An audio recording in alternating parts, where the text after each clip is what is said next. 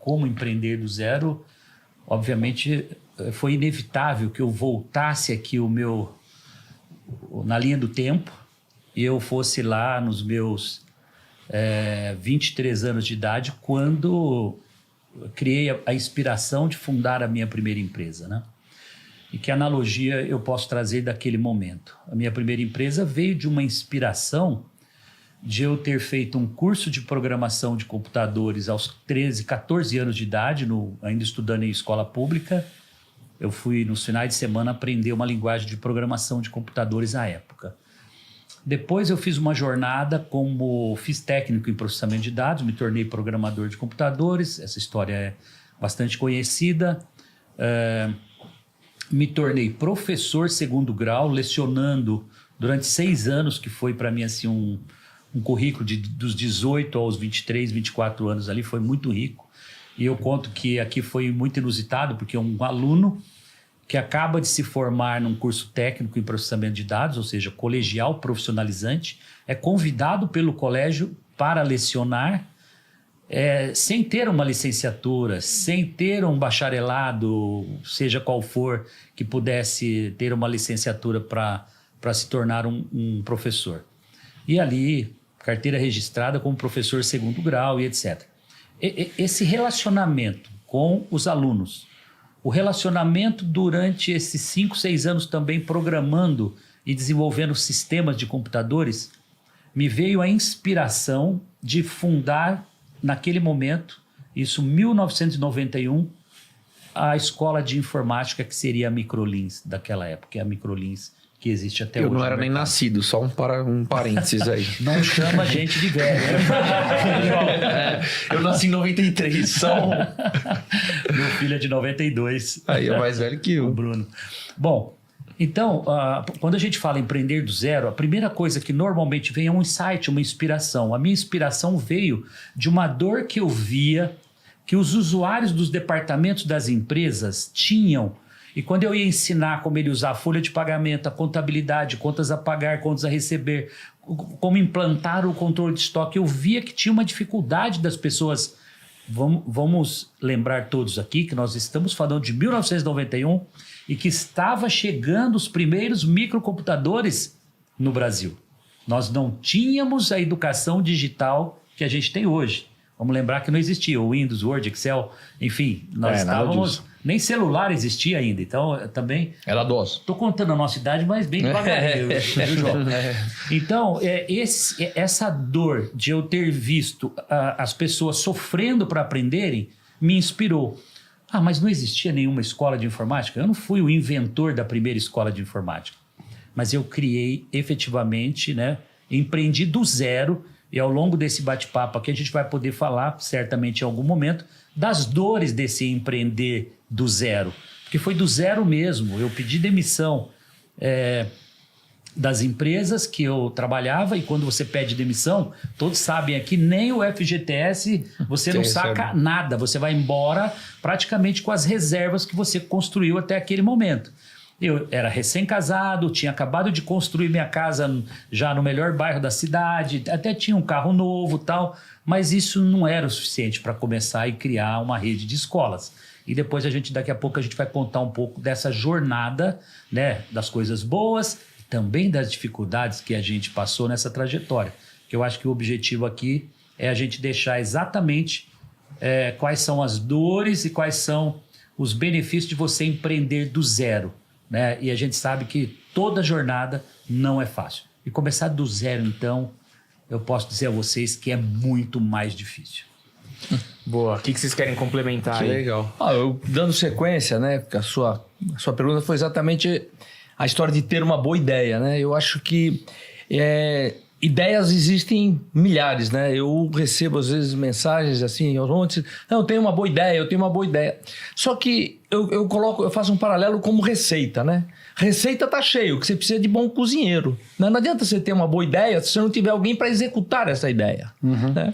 E eu vejo que é muito importante você ter inovação sempre nessa sua ideia. E o que é inovação? Para mim, inovação é questionar o que já existe. Foi mais ou menos o que o Semenzato fez. Ele viu uma dor, né? Questionou exatamente essa dor e criou uma empresa para resolver uma dor, ou dor das pessoas. Então ele conseguiu ali ter um negócio muito bom. Então, ideia é questionar aqui, inovação tem a ver com questionar o que já existe, e ideia não é só, não é por você ter uma boa ideia que você vai ter um bom negócio.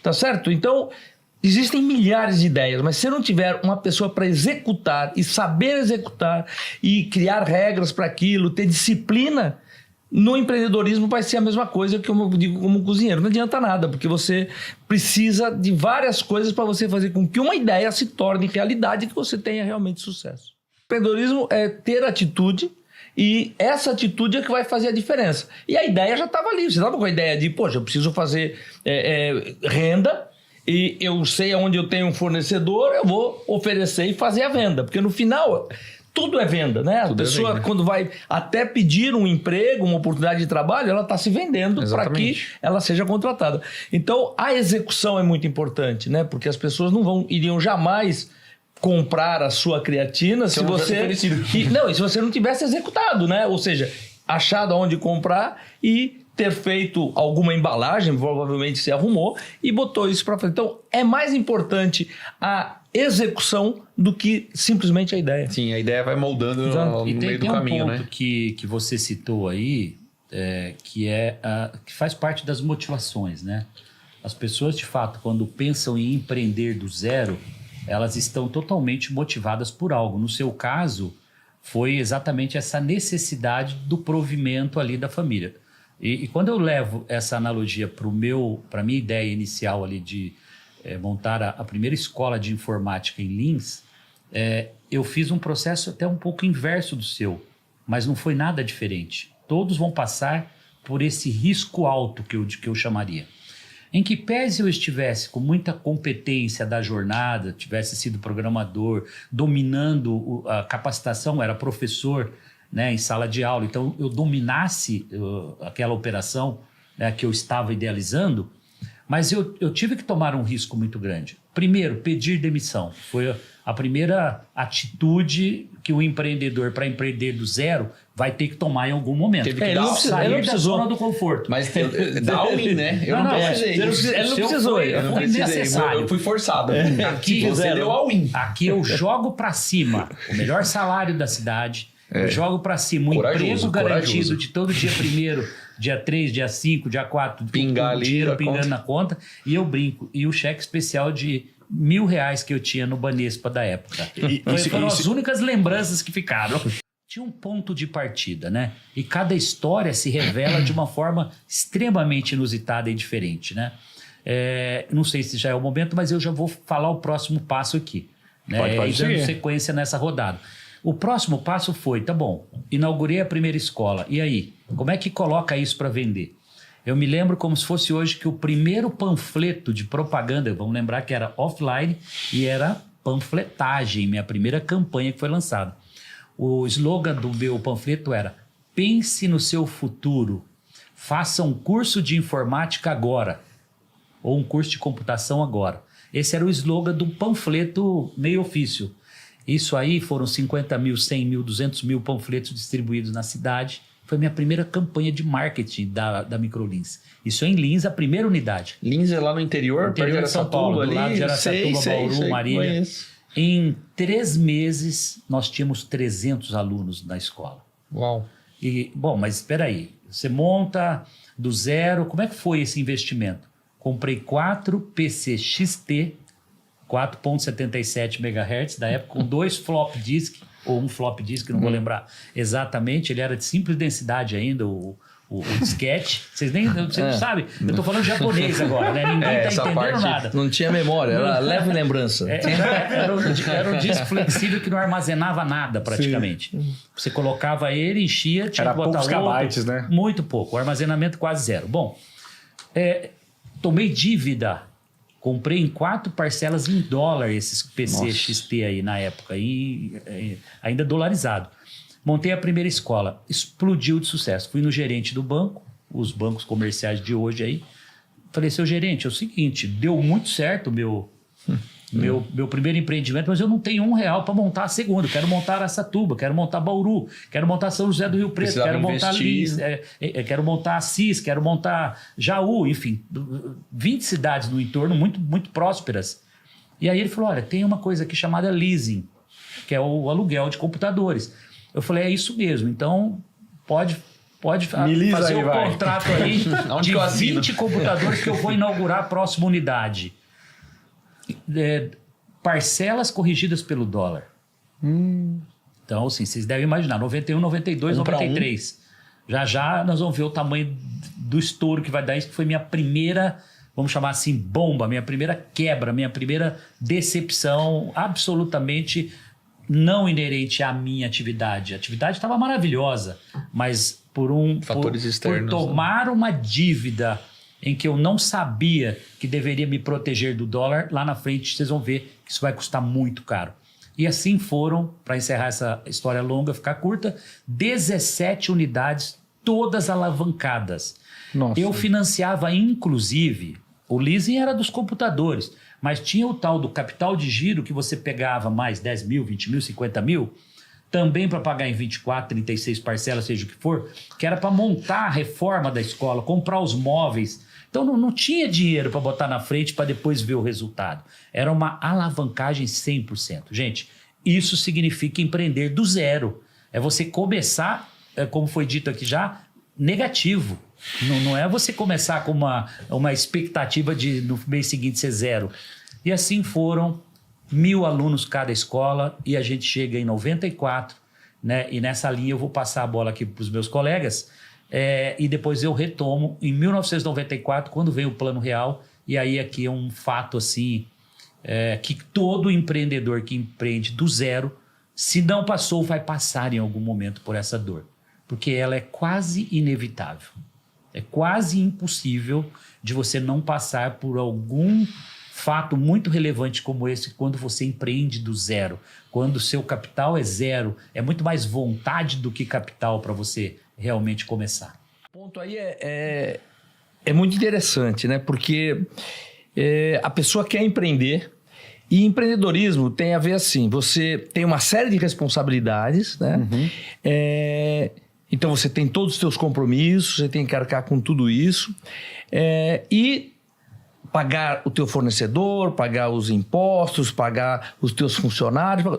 E o que sobrar, e quando sobrar, é aquilo que tem para você. Diferente de uma pessoa de CLT. Então isso é importante que fique claro, que a pessoa, se ela começa a empreender e ela não tem o mínimo de recurso para que dê uma certa estabilidade, não é tão rápido muitas vezes o retorno que a pessoa... Então, quer dizer, esse modelo, por exemplo, que o Semezato teve, é uma coisa que depois ele vai chegar nisso, quer dizer, ele acabou tendo problemas que no final eu chamo de aprendizado, né? Porque todo desafio acaba trazendo aprendizado. Você pode entender como uma coisa destrutiva, ou você pode falar, poxa, olha só, muito que positivo. Escola positiva, eu aprendi e tal.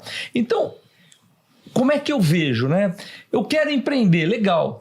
A melhor coisa para você começar a empreender é você empreender onde você está trabalhando. Porque empreendedorismo tem a ver com atitude. Então, se você não tem uma atitude de empreendedor, aonde você está hoje como CLT, dificilmente você dará certo como empreendedor. Então, a primeira coisa é o seguinte, comece a empreender onde você está. Ou seja, as pessoas que eu tenho junto comigo, as pessoas que eu contrato, as pessoas que estão nas empresas, eu quero que sejam empreendedores. Né? Então... eu acho que tem muito a ver o que o João está falando, e é fato, porque desde o meu primeiro emprego formal, na copiadora, você já ouviu essa história também algumas vezes, eu nunca me comportei como um empregado, eu estava empreendendo com o CNPJ da copiadora. Do primeiro. Como professor, eu não era um colaborador, eu era o dono da escola e tinha atitude de dono em sala de aula que me levou a me tornar um dos melhores professores. Mas é isso que levou ao sucesso. E assim, como programador e analista, ou seja, eu já estava empreendendo desde a carreira executiva. O que você não tinha é um grande problema que acontece hoje, que é a tal da educação financeira. Né? Ou seja, isso é um grande problema do empreendedor. Ele não tem a educação financeira. Então, às vezes, ele esquece que ele tem um boleto para pagar lá na frente, aí ele vê um dinheirão no caixa e ele torra aquele dinheiro, viaja, compra carro, faz... E quando ele vê, poxa, mas eu tenho... você tinha uma dívida, porque você recebeu e teve prazo e você vai ter uma dívida para pagar lá na frente. Então, eu acho que é muito importante que a pessoa tenha essa visão. Olha, eu preciso começar a empreender, testar tudo aquilo aonde eu estou trabalhando hoje. De preferência, você empreenda no segmento. O Semenzato entrou e empreendeu no segmento que ele já estava operando. Ou seja, ele não mudou completamente, ele não saiu... Diminui, né, João? Exatamente, porque você já domina, você já domina aquela área, você já aprendeu, você já viu todos os sistemas que tem lá de treinamento, você já sabe tudo aquilo que está acontecendo, né? Outra coisa que eu também... sempre aconselho, né, que é para a pessoa que vai começar a empreender, diminuir o risco. Eu acho que uma grande oportunidade para isso, não é porque, aliás, o Semenzato também, ele está nesse segmento que é de franquia, é você ser um franqueado.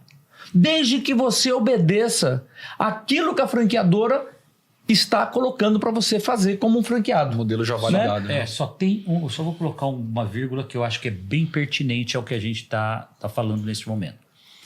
E eu concordo 100% com o João, que quando você compra uma franquia, você mitiga 50%, eu falo muito, talvez 60% ou até mais, dos riscos envolvidos. Com uma diferença.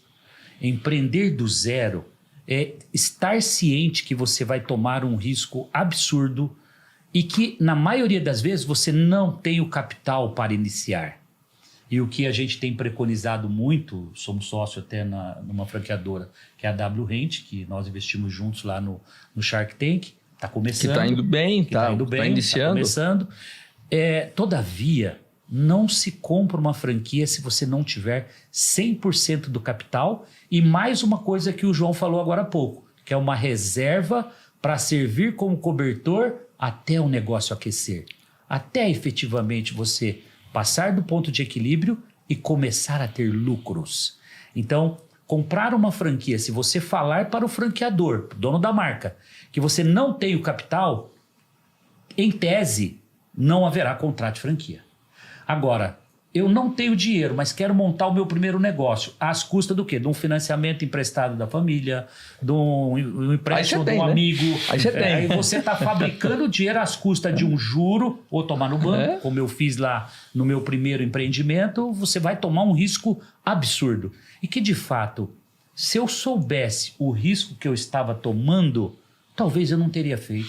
É justamente a falta... Por não saber e não fazer o planejamento... E aqui isso é um pouco contraditório. Você tem que planejar, você tem que estudar previamente para errar menos. Se o Semenzato tivesse planejado, talvez não teria feito, não teria acontecido. Não teria tido a coragem, né? Não, jamais teria existido a Microlins. Às vezes a falta de... Só para dizer que isso... Entendo e concordo, mas a gente não pode esquecer que os momentos... são outros, né? Exatamente. Hoje, oportunidade... A informação está disponível. Exatamente. Né? Hoje nós temos muito mais oportunidade e também temos muito mais desafios. Sim. Ou seja, riscos, ou seja, são momentos diferentes. Então, é muito importante o time de qualquer negócio. E nisso que a gente está falando de ter... às vezes eu não tenho, mas eu sei... Eu conheço alguma pessoa que quer investir, que quer ser investidor, e pequeno, entre amigos mesmo. E eu vou me dedicar, porque empreendedorismo tem que ver com vocação? Tem. Um tanto é vocação de você ser um empreendedor. Mas mais importante do que vocação é dedicação. Então, se a pessoa se dedica para aquilo e ela toca aquele negócio com dedicação, ela vai ter sucesso. Porque ela tem... Agora, é importante ela ter esse capital de giro.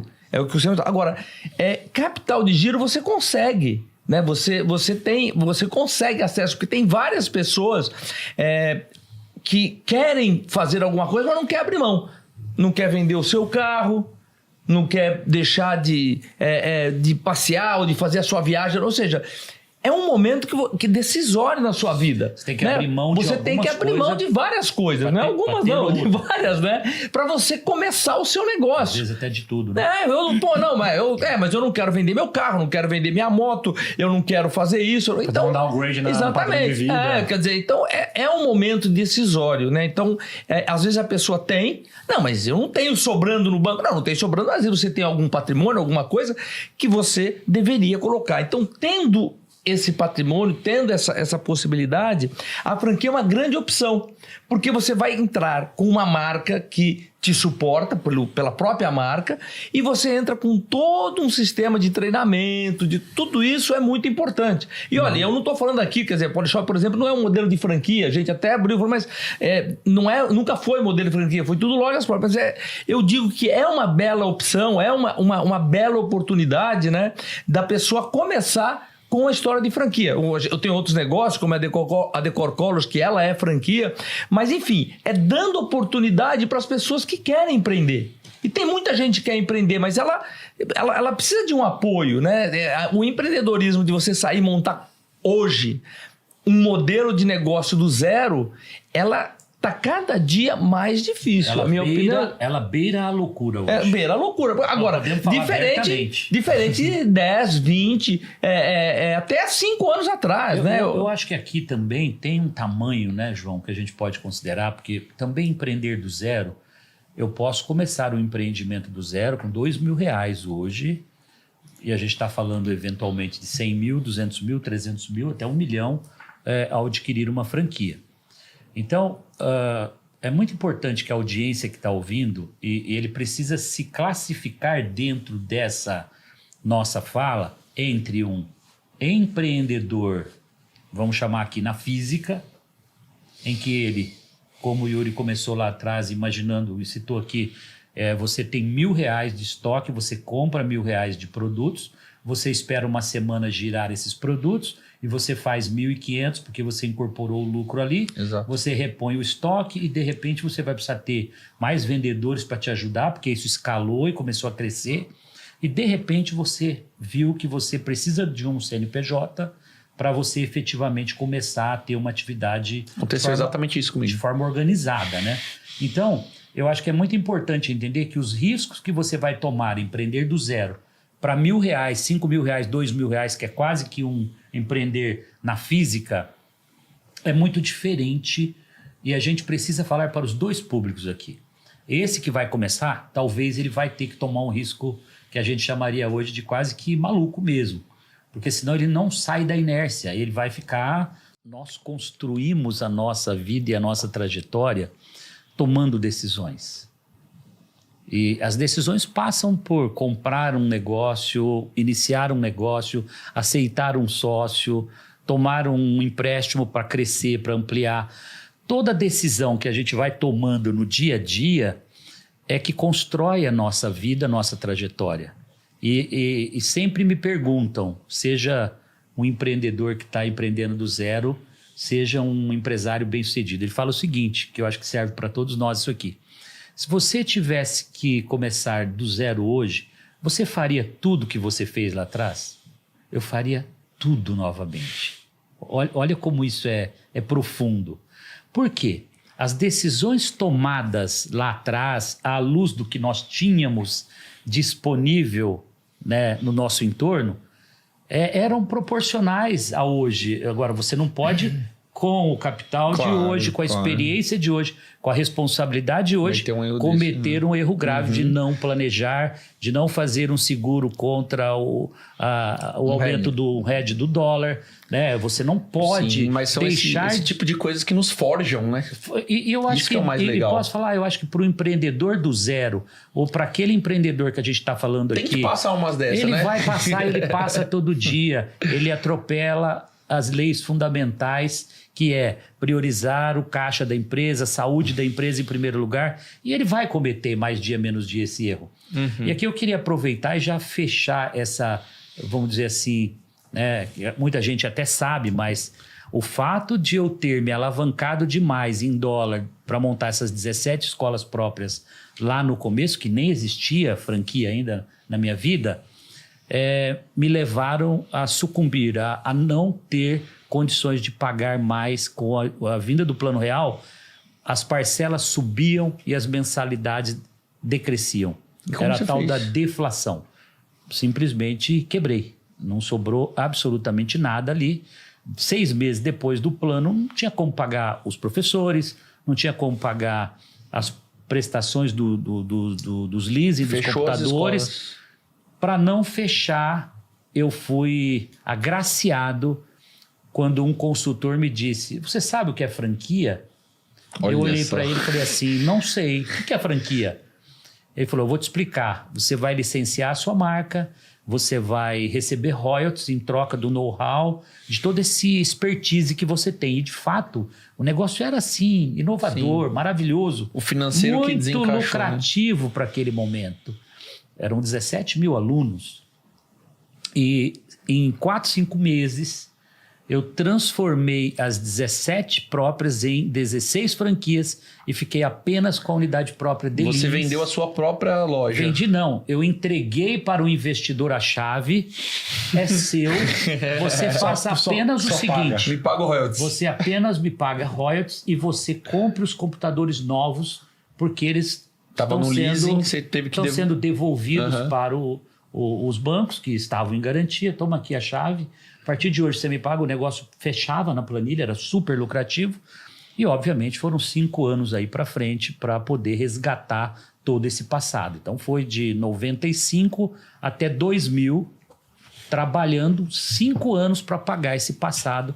Quando eu chego lá em 2000, já estava com umas 150 franquias, 130 escolas, já estava começando a me entender como gente, como empresário que estava alçando já. Foi aquele momento que sucesso. você olhou e falou: tá dando certo. Olhei, falei: tá dando certo. E depois vem uma outra jornada que é muito desafiadora de novo, que eu acho que passa pelo empreender do zero, e talvez fique algumas lições que vai ser muito legal que a audiência conheça também. Mas essa etapa foi uma etapa muito difícil, de você perder nome, perder CPF, você ser executado, você ter busca e apreensão de coisas na sua casa, é uma coisa assim, que eu não desejo para ninguém, né? O preço é muito caro de você realmente tomar um risco desse tamanho. Tem algum manual de bolso para essa primeira etapa, até realmente a gente começar a pensar em escalar, crescer time e tudo mais? Hoje, quando a gente fala de um negócio organizado, poderíamos dizer aqui formatado, que é uma franquia, você tem a previsibilidade dentro de uma expectativa de faturamento que ela faz a rampagem, né, em 1, 2, 3, 4, 5, 6 meses. Isso varia de negócio para negócio, né? Aqui eu poderia dizer, das 15 marcas que eu tenho no portfólio, eu vou ter marcas que ela atinge o ponto de equilíbrio no primeiro mês. Eu vou ter marcas que atingem o ponto de equilíbrio no 6º mês. E vou ter marcas que às vezes leva 8, 9 meses para você rampar e chegar ao ponto de equilíbrio. Porque depende do empreendedor também, né? Mas ainda que eu tiro até o aspecto do empreendedor ser melhor ou pior. É a média. Eu vou nivelar e vou dizer que a natureza dos negócios exigem uma construção de rampagem de faturamento diferente. Vou dar um exemplo. O nosso restaurante, L'Entrecôte de Paris, ou eventualmente, né, o restaurante que vocês gostam muito, que é o Green Joy. Muito bom. Então, o Green Joy, por exemplo, você abre num bairro e ele já estoura o faturamento no primeiro mês. Ele praticamente nasce lá com 600 mil, 500 mil, 700 mil de faturamento. Então, isso faz com que você já brequivou no primeiro mês. Mas é diferente de outros negócios que eu vendo 200 mil no primeiro mês, só que eu vendi em 10 parcelas. Se você antecipar essa venda a prazo em serviços, você corre risco 2 vezes. Porque você tem o serviço para entregar ao longo de 10 meses, e se o cliente cancelar, você antecipou, você vai ter que devolver o dinheiro para quem te financiou e te antecipou isso. Então, o correto é você construir a sua carteira de recebíveis. Primeiro mês você vendeu 200, parcelado. Segundo mês você vendeu 180, parcelado. O seu copinho de recebível está crescendo ao longo dos meses. Você vai levar 6, 7 meses para encher o copinho de recebíveis de parcelas que suprem os custos do seu negócio, mais o seu lucro. Entendi. Então, veja, isso varia muito. Então, quando você pergunta, na minha ótica, qual é o tempo que eu devo insistir nesse meu negócio? Cara, no máximo 1 ano. Mas talvez pode ser 6 meses. Porque pode ser que você fique mais 6 meses além do que deveria, marchando, andando para trás e cavando um buraco, seja pelo aluguel, pela locação do carro, seja pelo... Depende da atividade. E você está cavando uma dívida quando, na verdade, não está tracionando o seu negócio. Então, é muito variável, mas normalmente não pode demorar mais de 1 ano.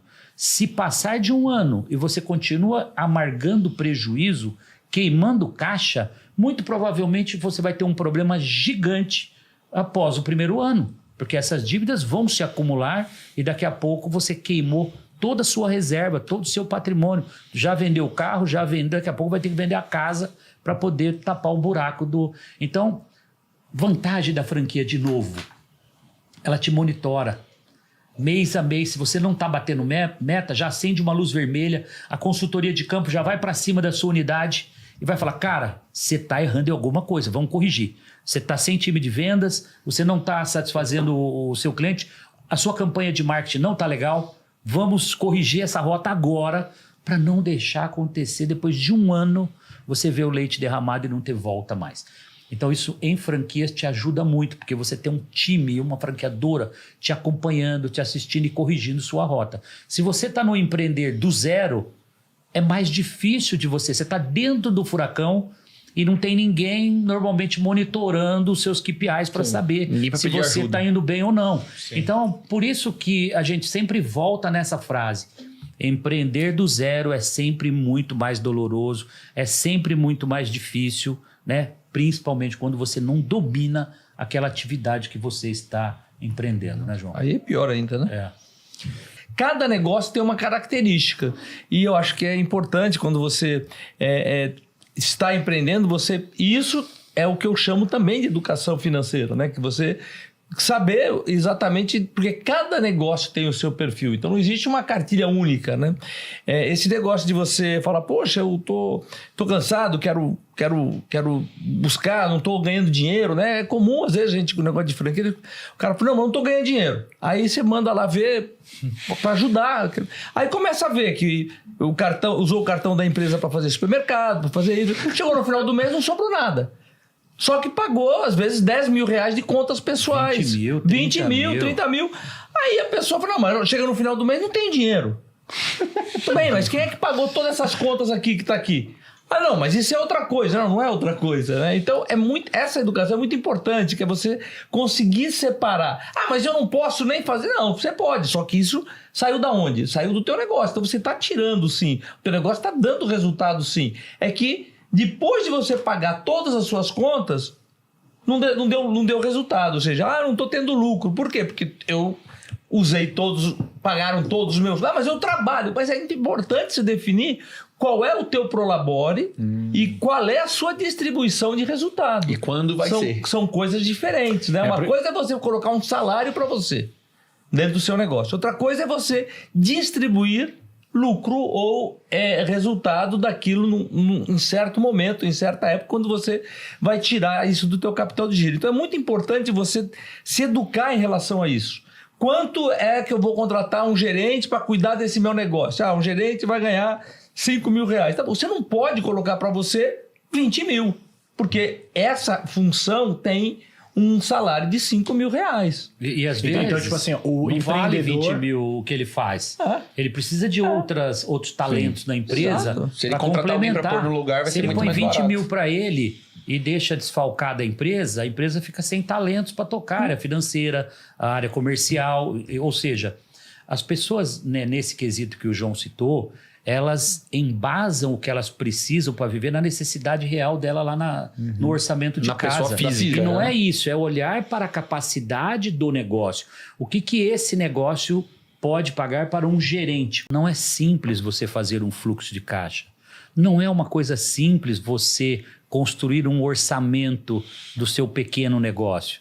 Porque você tem que construir uma peça orçamentária, é você simular todos os eventos que podem ocorrer no ano seguinte, a começar de projeção de inflação, a começar, vai ser um ano bom, vai ser um ano médio, vai ser um ano difícil. E aí você começa a projetar quanto de crescimento você quer crescer, qual é o capital de giro necessário. Então você começa a colocar tantas variáveis e parece que planejar é uma coisa simples, que fazer educação financeira é para qualquer um, que uma empresa precisa ter as peças fundamentais, um comercial bem escalado, um gestor financeiro bem escalado, né? um gerente de produtos de fábrica, como você tem, então, de logística. Então você precisa entender que se você não entende tudo e não sabe tudo, e é impossível você fazer tudo numa empresa, você precisa das áreas complementares e, obviamente, se dedicar às áreas que você domina mais, que você é melhor, se é na comunicação ou se é na gestão, né? E tentar se complementar para que você erre o mínimo possível. Né? E tem pessoas que ficam abraçadas, eles atrapalham o crescimento da empresa porque eles abraçam todas as áreas e não fazem nenhuma delas bem feita. E ele não explora o potencial daquele negócio. Isso vale para um franqueado no bairro, vale para um empreendedor de um bar, de uma mercearia, de qualquer negócio. Ele centraliza. E quando ele centraliza demais nele, ele não sobra tempo para fazer o estratégico, para pensar como é que ele expande aquele negócio dele. Né? Eu acho que esse é um ponto crucial que ele começa a atrapalhar. Então, qual é o momento que eu preciso me afastar um pouco dessa centralização? É um momento que você vê que tem um potencial gigante no mercado para explorar e você não está conseguindo, você não tem braços para conseguir atingir esses mercados no entorno de onde você está. Pode abrir uma filial, ele não vai poder tocar 2 lojas pessoalmente, ele vai precisar formar um time. Então, se ele sente que tem potencial aquele setor para montar uma filial, para montar uma segunda loja, uma terceira, ele vai precisar preparar alguém para assumir as atividades dele aqui, para ele poder iniciar outra loja, até que ela ganhe escala de novo e ele põe outro para substituir. E ele vai, com isso, fazendo sua rede crescer. Essa é um pouco da minha visão. Né? Eu resumo isso de uma forma muito simples. Né? Você, como empreendedor, você tem que ter 2 pessoas dentro de você, que é um operador e um estrategista. Ou você trazer alguma pessoa para ser complementar a você. Trazer como sócio ou trazer como executivo. Então, todo negócio precisa de ter o lado de operação e todo negócio tem que ter o lado estratégico, que é onde você vai fazer crescimento, onde você vai bolar, se você ou decidir se você vai montar uma fábrica nova ou não, ou qual é a forma que você vai fazer isso, você vai fazer a própria fábrica montar, ou você vai pegar esse lucro, distribuir e fazer o investimento como pessoa física ali. Ou seja, existe um lado estratégico importante, no qual o cara que está operando, a pessoa que está operando ali, muitas vezes ela não consegue se dividir, porque são cadeiras diferentes. Você vai ter que pegar e falar, bom, vou sentar nessa mesa que é minha mesa de operador. Aí agora vou sentar naquela poltrona, é minha cadeira de estratégia, que eu vou montar toda a estratégia do meu negócio. Porque existe, principalmente no Brasil, é muito importante que você tenha estratégia em todos os aspectos, inclusive no fiscal, contábil. Você precisa criar estratégia, porque é um país extremamente complicado. Quando você vende para fora, você tem a distribuição. Às vezes você buscar um estado onde você tem uma melhor legislação para que você tenha uma carga tributária menor. Ou seja, é um país que tem essas características. E isso não é operação, isso é estratégico. Né? Então, é muito importante que você consiga essa separação do que é estratégico e do que é operação. Né? Você tem que ter isso na sua cabeça. E é muito difícil. Então, é mais fácil você, inclusive, encontrar uma pessoa de operações, aí como conselho, ou seja, se você é uma pessoa estratégica, você é uma pessoa que vê esse mercado, né? Eu estou conhecendo agora, eu estou vendo que pela jornada, pelo que ele fez, ele é um cara estratégico. Né? Mas e eu tenho um cara operacional. ele precisa de ter alguém de operação, provavelmente é a irmã dele, alguém que ele contratou lá, porque ficou alguém ali na operação. Mesmo ele estando lá CLT, quando eu vi ele contando aqui a história, provavelmente ele tinha alguém, ele tinha uma pessoa operando. E ele estava na estratégia, mesmo ele no CLT, ele estava no estratégico. Exatamente. Porque ele estava lá, mas ele estava pensando o que ele ia fazer, como ele ia crescer, o que ele ia lançar, quais são os produtos novos, onde ele tinha oportunidade. Isso é estratégico. Então é muito importante que você divida isso da sua empresa, que você traga pessoas para te ajudar a operar, se você é o estratégico. Se você é um excelente operador, busque alguém aí como sócio para ser teu estratégico nisso. Por que como sócio? Porque um estratégico, ele viaja muito e passa a ser perigoso, né? Se ele não puser o dele no risco também, né? Exatamente. Então é importante que o estratégico ele seja sócio. Ele seja dono também. E o operador não é tão importante assim, porque a operação é uma coisa meio que seguir regras, seguir ali a cartilhazinha de como você tem que operar um negócio, e tanto faz seu negócio de vitamina, seu negócio de... Ou seja, você tem aquelas fórmulas para você seguir para que você tenha, de fato, uma boa operação. Que é onde, inclusive, voltando para o assunto, onde uma franquia te ensina muito isso. Fala, tá aqui, isso aqui é como você tem que operar o seu negócio. Ah, não, mas eu sei operar melhor. Então não seja franqueado. Você sabe operar melhor, você não precisa de ninguém. Pô, você vai e toca sozinho, toca o teu negócio sozinho. Já vem um organograma todo agora, na frente já vem tudo definido. Como você tem que operar. Legal, você segue aquilo e tal. Eu quero ser estratégico. Tá bom, pô, você pode ser estratégico, mas você precisa saber primeiro que você tem que operar. É mais importante você operar, você ter estratégico. Então, esses são os dois seres que tem que ter dentro do empreendedor para que ele realmente tenha sucesso. É assim que eu vejo.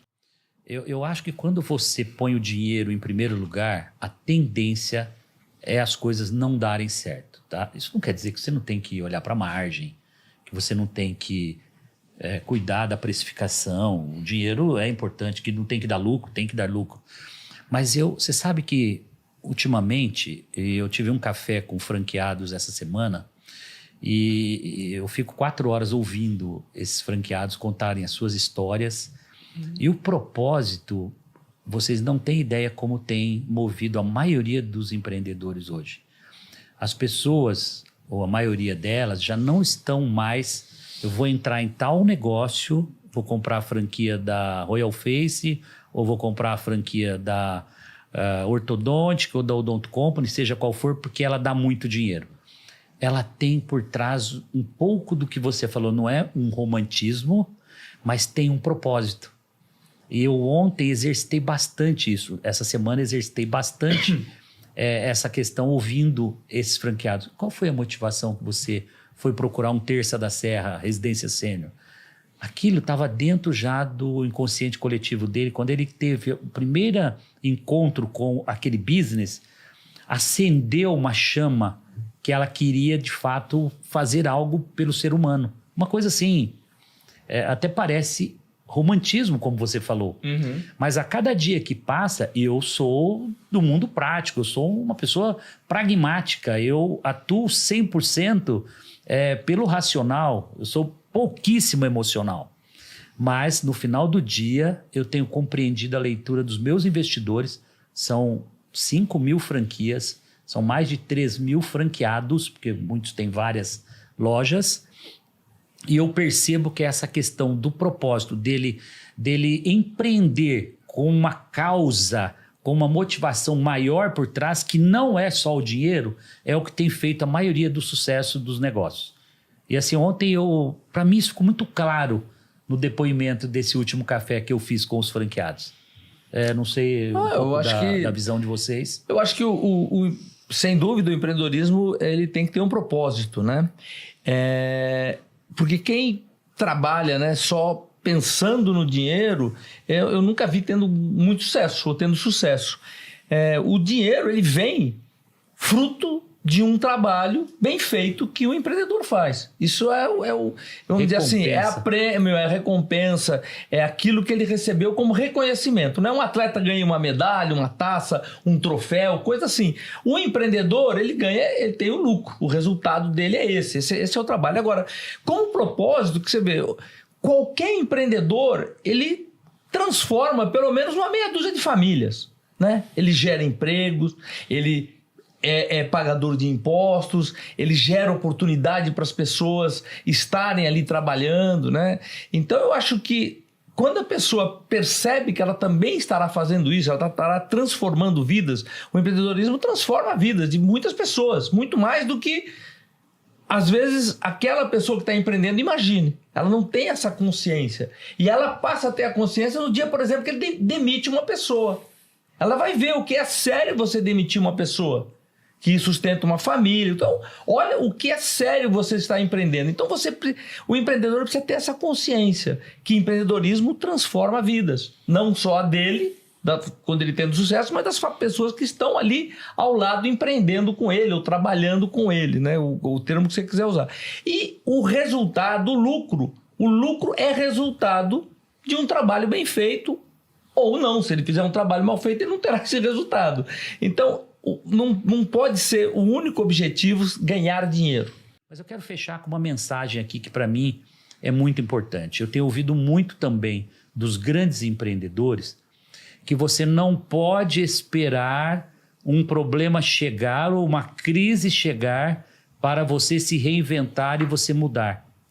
Você precisa tomar atitudes de mudanças enquanto as coisas estão indo muito bem. E talvez um dos maiores problemas que a gente tem na mortalidade das empresas é a falta da inovação enquanto as coisas estão indo muito bem. Uhum. Porque a gente só tende a tentar reinventar o nosso negócio ou modificá-lo quando já não tem mais jeito. Eu acho que essa é uma mensagem importante para alguém. Não estou conseguindo faturar bem, não está indo bem meu negócio. Está crescendo. Ou estou indo muito bem. Essa é a hora de você estabelecer mudanças. Porque o ambiente está mais apropriado para você inovar, para você melhorar a sua operação. E essa é uma mensagem que eu tenho refletido muito também, principalmente nos últimos anos. Que a gente ficar esperando as coisas... Eu vou esperar o meu setor, o meu negócio acabar, para depois eu saber que eu vou ter que começar outro ou reinventar. Eu vou vender o meu negócio depois que ele já acabou, o mercado já se definiu. Então eu preciso saber o tempo exato que eu tenho para entrar num negócio e o tempo exato que eu tenho também para desinvestir. É claro que eu estou com uma cabeça aqui também de um private equity, de uma empresa que compra marcas, acelera essas marcas e em algum momento repassa para o mercado. Então eu preciso, é uma ciência dentro do meu negócio, aprender qual é o time exato para entrar e o time de saída. Porque senão você pode morrer abraçado com esse negócio também. Né? Ou seja, são muitas variáveis. Eu vejo que o empreendedorismo ele faz parte dos desafios, né? Você não pode ver ou perceber ou receber como uma derrota, né? Você tem que trazer e perceber como um aprendizado. Então, quando você percebe como aprendizado e não como derrota, você consegue ou você terá mais chance com tudo aquilo que você aprendeu. O Semizato conseguiu vender a franquia porque ele conhecia o negócio. Então ele não se sentiu derrotado. Me fortaleci. E se fortaleceu, ou seja, ele aprendeu e viu que ele poderia fazer aquilo usando um sistema onde teriam outras pessoas investindo, ele estaria ganhando um pedaço pequeno que era só o royalty sobre aquilo que ele sabia fazer e fazendo a coisa acontecer. Ou seja, a derrota só existe quando você desiste. Exatamente. Se você não desistiu, você não está sendo derrotado. Você não desistiu. Você apenas aprendeu. Você apenas teve a oportunidade de aprender, às vezes com uma forma mais dura, mais triste, mais difícil. Corrigir a rota, né? Você corrige. Então, a derrota só existe quando você desiste. Então, não desista. Pegue tudo aquilo que aconteceu, que pode eventualmente vir a acontecer com você, como aprendizado, como realmente alguma coisa que te trouxe uma mensagem e você corrija a rota e faça com que o seu negócio seja cada vez melhor. Reinventado. Ou seja, reinventar também tem a ver com isso. Quer dizer, aprendizado e não derrota. Derrota é se você desistir, aí sim você acabou encarando uma derrota, você desistiu aquilo. Enquanto você não desistir, você está vivo, você toca e você vai ter chance de voltar, de crescer. No caso do Semizato, ele cresceu muito mais do que ele cresceria se ele continuasse lá. Quem sabe ele teria feito, sei lá, 30, 40 lojas, né? E no final, quando ele mudou o modelo, ele pegou aquilo, aprendeu, falou, poxa, agora eu vou fazer isso. E essa pessoa que ele falou, o Valmir, não apareceu do nada. Ele não estava depressivo, trancado num quarto escuro. Não, estava me relacionando. Entendeu? Ele estava fazendo o quê? Ele estava buscando alguma coisa, porque ele tinha um negócio na mão. O network estava vivo. Saiu buscando, querendo conversar com todo mundo. Aí surgiu uma pessoa, surgiu o Valmir. Então, é muito importante que você não abrace a derrota e você, sim, pegue isso como aprendizado e perceba que você está melhor para as próximas crises que virão, que com certeza virão.